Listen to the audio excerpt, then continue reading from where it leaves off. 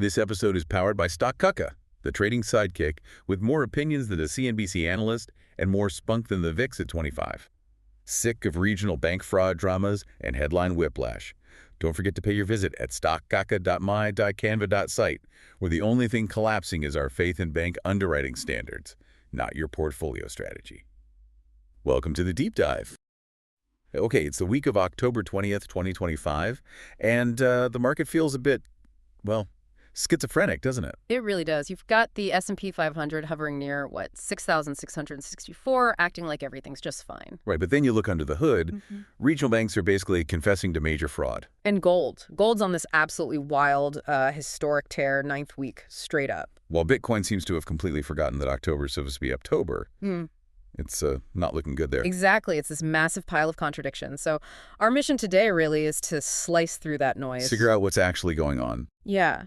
Why is the VIX sitting there at 20.78 concerned? Maybe, but not panicking while you have these huge divergences, especially, between risk assets and safe havens. What's the institutional money really up to? Okay, let's dive in. The biggest, most obvious crack right now seems to be credit quality. Jamie Dimon really nailed it this week, didn't he, when you spot one cockroach? There are likely more. Yep. And we're seeing, a full-blown cockroach party in the regional banks right now. It started with Zions Bancorp, right? The market sort of shrugged initially. It did, but that filing, it was damning. A $50 million charge-off plus another $60 million set aside for losses. C&I loans. And they basically said it was fraud.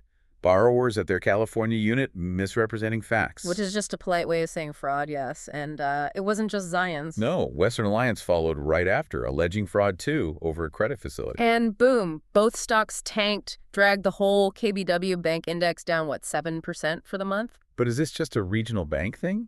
Or is it spreading? Because we're hearing about other hits too. It's spreading. The root cause seems to be these underwriting standards. They got really loose, looser than a 2021 SPAC prospectus, like we joked about. Okay, so where else? Well, look at JP Morgan. They took a $170 million hit because an auto lender, Tricolor, just collapsed. Okay. And Jefferies Financial. They admitted exposure to First Brands, that auto parts supplier that went bankrupt.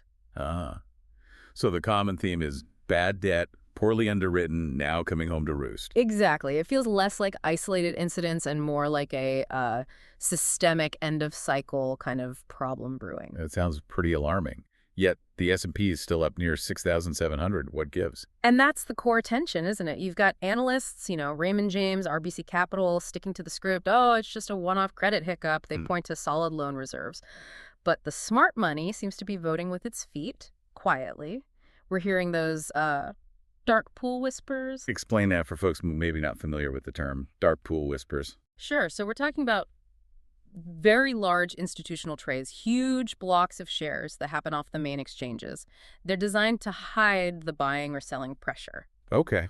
And what we're seeing in those dark pools are these big sweep trades, continuous, quiet selling of regional banks, semiconductors, those more speculative, high beta names. So classic risk-off rotation. Moving money out of danger zones without tipping off the whole market. Precisely. But maybe the biggest red flag, the one that really screams, uh-oh, was what happened at the Fed. Right, the repo facility usage. Yeah, banks hit the Fed's overnight repo window for 2 nights in a row. Yeah. That's really unusual. We haven't seen that kind of thing since the depths of the COVID crisis. And what are they doing there exactly? They're basically swapping treasury bonds and mortgage-backed securities for emergency cash overnight liquidity. Wow. So when the whole system needs that kind of quick cash. It makes you wonder, right? Is this just some operational quirk, or are they quietly building up cash buffers because they expect more loan trouble ahead? That's the real question. Okay, so banks are tapping the Fed for emergency funds while publicly saying things are fine. That underlying stress, maybe that explains why implied volatility is so high on big names reporting earnings this week. Yeah. Like 8-9% moves priced in. Absolutely. The market's pricing in potential chaos. Let's look at some of those earnings. Netflix first. Big one Tuesday. Yeah, NFLX. Trading right around that $1,200 level. Market expects, an 8% move? Plus or minus 8%, yeah. And the whole story there has just completely flipped. Analysts have raised estimates like 27 times in the last 90 days. Because the ad tier is working. It's not just working, it's apparently an ATM machine for them, especially now they're pushing into AI-generated ads. That cuts their costs way down and boosts how much money they make per user. It's all about profitable scaling now, not just raw subscriber numbers. Okay, let's contrast that with Intel. They seem to have finally gotten their act together. INTC hitting $37, up 92% this year. Yeah, that's not just noise, that's real execution finally showing up. They pre-announced better than expected Q3 results. What's driving it? Two key things, really. First, the ramp up in demand for AI PCs, powered by their new Core Ultra chips. Second, they're actually making gains in the data center again with their Xeon processors. In that Amazon deal. That billion-dollar foundry win with Amazon was huge. It basically proved their manufacturing turnaround isn't just talk anymore. It's a real large-scale contract. And The narrative shifted from prove it to, okay, we believe you. then there's Tesla, reporting Wednesday. Expected EPS is actually down year over year. This feels like the big $430 truth bomb moment, doesn't it? It is completely binary with Tesla every single quarter. You've got the super bullish case, all the hype around robotaxi expansion, which is pure future potential priced in, Right. battling against the immediate reality, the China trade war issues, fierce competition, price wars. Technically, it looks stuck too. Totally stuck. You've got support around $368 below, resistance right where it is now. Yeah. The market just can't decide. Is it this amazing disruptive software company, or is it just another car company struggling with margins? And don't forget the quiet comeback kid.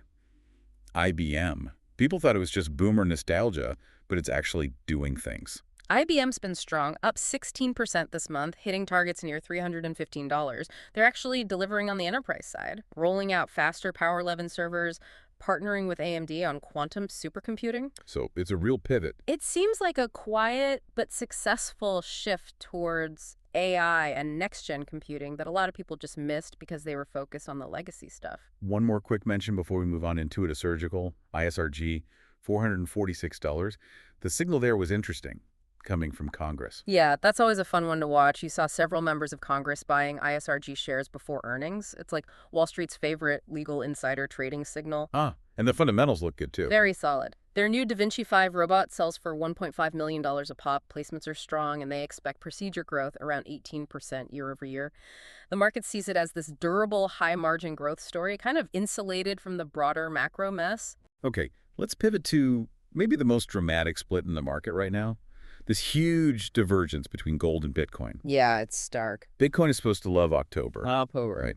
But it's down 5% this month, near $107,000. It's actually on track for its worst October performance since 2015. That's a huge psychological blow for the crypto crowd. Any idea why? It seems like a mix of things.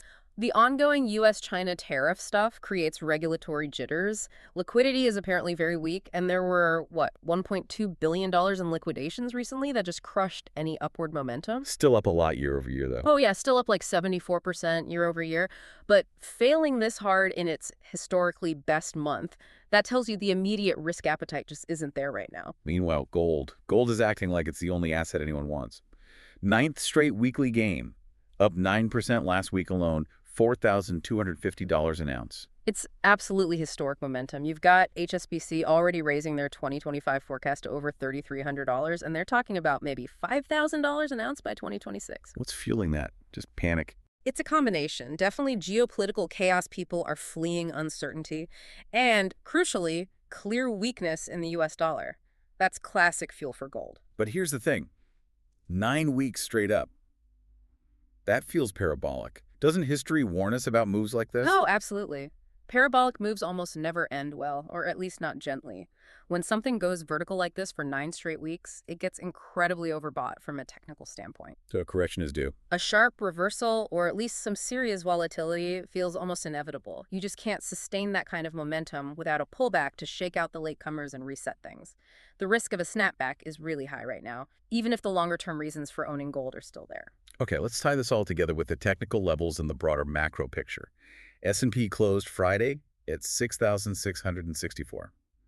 Where's the danger zone? Key support is right around 6,600 to 6,630. But the real worry zone, the major risk area, is down between 6,400 and 6,550. That's what traders call negative gamma territory. Explain negative gamma again quickly. What happens if we hit that? Right. So basically, it means the market makers, the big banks who sold options, get caught offside. As the market falls into that zone, they are forced to sell more stock or futures to hedge their own positions. Which makes the drop worse. Exactly. It becomes forced selling, accelerating the decline. It can open the door for a really sharp, fast drop, maybe 100, 200 S&P points very quickly. Yikes. Okay, but the VIX, the fear gauge, it spiked above 25 on those bank fraud headlines, but then cooled off to around 20.78. So, like you said, concerned, not terrified. Correct. Still elevated, but not screaming panic stations just yet. What about the dollar? That seems critical for gold. Absolutely critical. Keep an eye on the DXY, the dollar index. It's sitting right at 98.43, testing a really important long-term support level between 96.2 and 97.8. And if that breaks? If that support breaks convincingly, it's a huge signal. It suggests money is really flowing out of the dollar globally. The technical targets could point way down, maybe into the high 70s eventually. That would be absolute rocket fuel for gold and probably for international stocks too. Okay. And the 10-year Treasury yield, the TNX, holding steady around 4.02%. That feels like the biggest contradiction, maybe. It really is. It's sitting right in what you might call the Goldilocks zone for the stock market, sort of 4.0% to 4.5%. Meaning it's not so high that it chokes off corporate earnings or makes borrowing costs unbearable, but it's also not collapsing, which would signal, imminent recession fears or outright panic. So the bond market isn't buying the panic yet. Exactly. Despite all the drama in regional banks, the broader Treasury market is refusing to freak out. It suggests maybe the credit issues are seen as somewhat contained, at least for now, outside of those specific weaker banks. Okay, so summing this up, the market's trapped. It's navigating between this everything's fine narrative, supported by earnings, and the 10-year yield. And the, uh-oh, here come the cockroaches narrative, driven by the regional bank fraud and those quiet liquidity taps at the Fed. Right. So if you want to look for the next cockroach, maybe the bigger one that connects the regional stress to the whole system, where should you be looking? You need to peer into the shadows. Look at the private credit market and CLO's collateralized loan obligations. That's the dark corner that isn't getting enough attention yet. People are starting to call it subprime 2.0. They are, and for good reason. Default rates in those markets are ticking up. They hit 2.71% recently. Remember, these are loans, often highly leveraged, made to companies that couldn't get money from traditional banks. So this brings us to the final provocative thought for you, the listener, to track this week. Yeah, if you want a canary in the coal mine for this whole private credit world, watch Blackstone's earnings. They report Thursday after the close. Why Blackstone specifically? Because they have huge exposure. Something like 20% to 25% of their business is tied up in private credit.